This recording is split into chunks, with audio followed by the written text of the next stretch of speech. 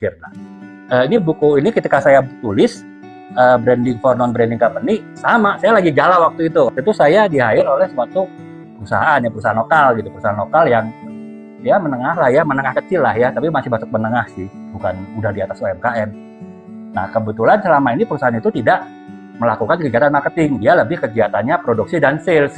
Dan kebetulan manajemen puncaknya dan juga owner ingin melakukan kegiatan marketing.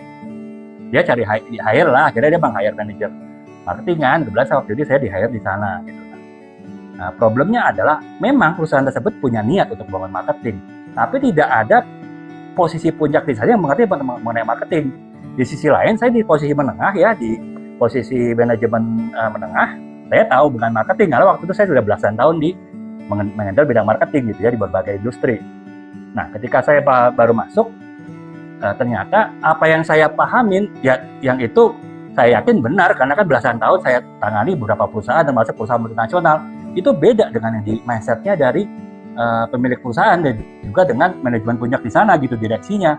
Nah, itu kan problem, sehingga akhirnya setiap saya menyampaikan suatu ide atau gagasan akan di-challenge, akan diserang oleh manajemen puncak, oleh owner dengan pendapat dia yang menurut saya itu nggak tepat gitu.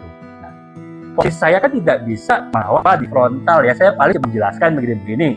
Kalau beliau mau ya sudah, saya akan jalankan ini Pak, tapi saya lihat aja resikonya akan seperti ini, resikonya seperti ini. Nah, hal itulah kemudian menyebabkan konflik gitu.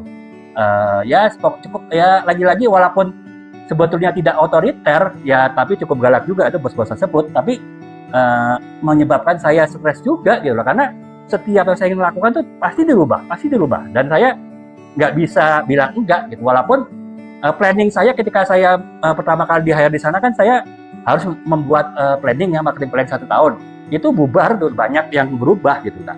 Nah, itu akhirnya saya sadar bahwa ketika seorang yang sudah punya pengalaman di suatu bidang, dia ingin masuk ke perusahaan yang belum punya bidang itu, nah si orang di perusahaan itu harus paham juga mengenai bidang yang akan dibangun tersebut gitu. Nah, untuk kasus orang yang perusahaan yang ingin bangun marketing, dia harus punya buku yang bisa mengguidance manajemen puncaknya mengenai marketing, tapi dengan bahasa sederhana, karena rata-rata orang di sana bukan orang marketing gitu ya. Seperti waktu saya itu perusahaan saya ownernya adalah orang produksi, dia benar-benar ahli di bidang produksi, barang yang diproduksi, tapi ya hanya diproduksi aja gitu loh. Nah, kemudian direksinya itu adalah orang finance gitu ya, dan sehingga juga nggak paham mengenai marketing. Ada lagi direksinya orang sales gitu ya. Sales memang hampir sama dengan marketing, tapi seringkali ya kalau dibilang, ya kalau teman-teman yang marketing masih paham lah.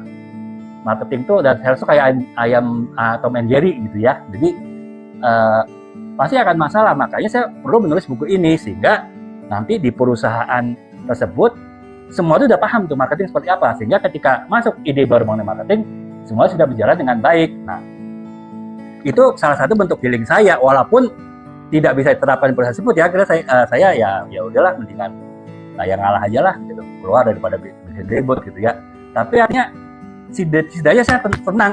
Mungkin nanti teman-teman yang mengalami hal seperti ini bisa, nih bos saya baru beli buku, nih bos baca dia bos, bisa begitu gitu loh ya. Kalau saya kasih buku ini kan ke bos yang waktu itu kan pasti lo sok tahu banget lo gitu kan. Nah, kalau di tempat perusahaan lain yang tidak kaitan dengan saya pasti bilang, oh ya saya coba baca gitu. Nah, ini sebetulnya bentuk healing juga. Artinya setidaknya saya ya udah saya di situ masalah, tapi mudah-mudahan dengan buku ini teman-teman yang menghadapi masalah seperti saya tidak akan menghadapi masalah lagi, karena akhirnya kesepahaman antara marketing seperti apa bisa dicapai di buku ini gitu. Dan buku ini juga bahasanya sederhana ya, memang ditujukan kepada orang marketing yang mau belajar marketing tapi belum paham gitu marketing gitu loh. Ini target, makanya salah satu dari tahapan menulis itu adalah menentukan target pembaca. Nah, saya target pembacanya adalah orang-orang yang belum begitu paham marketing tapi mau belajar marketing. Nah, itu cocok lah untuk perusahaan yang belum pernah melakukan marketing tapi mau kan melakukan marketing. Nah, itu jadi secara nggak sadar saya melakukan healing diri saya juga gitu. Walaupun saya tadi saya jelaskan, saya tetap harus keluar dari perusahaan tersebut karena ya saya nggak bisa menjelaskan lagi. Tapi setidaknya kalau menghadapi hal yang lupa lagi di lain tempat, setidaknya saya bisa tulis, bos saya baru nulis buku bos. Bahkan mungkin ketika saya dengan kontrak sebelumnya masuk, bos baca dulu ya bos ya, ketika kita ketemu nanti kita kerjasama, bos sudah bisa paham nih buku ini nih, jadi kita bisa diskusi. Paling nggak saya bisa bilang begitu.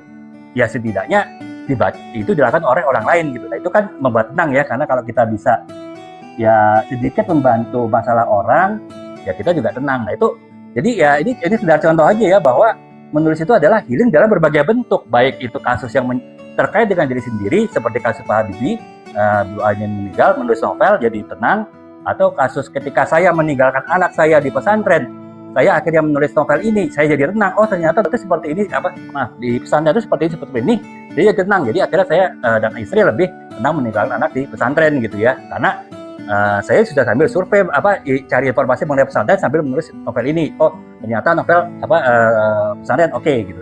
Atau seperti saya menulis buku otoriter, ini saya alami sendiri. Saya dengan menulis buku ini jadi tahu nih bagaimana menghadapi bos otoriter gitu misalnya ya. Dan atau buku ini ketika saya menghadapi masalah dengan manajemen puncak yang nggak ngerti marketing, saya nulis buku ini setidaknya saya bisa bantu orang lain untuk tidak mengalami hal yang sama. Seberbagai macam bentuk itulah yang sebetulnya menunjukkan bahwa menulis itu ya bagian dari healing juga gitu ya. Nggak salah sih, nggak berlebihan. Akhirnya orang mengatakannya seperti itu juga gitu, bahwa menulis itu bagian dari healing. Ya saya bukan dalam konteks untuk promosi menulis itu healing ya, bukan, tapi artinya ya sekedar ini aja sih, informasi ya buat teman-teman mungkin yang sekarang baru mulai nulis tapi mungkin ragu misalnya, jangan nulis buat apa sih, nggak ada gunanya gitu, atau nulis itu capek, berat, nulis itu malah bikin pikiran ruwet gitu. Ternyata kebalikan gitu, nulis itu malah bikin tenang. Yang penting ya kita melakukan tahapan-tahapan yang jelas gitu ya.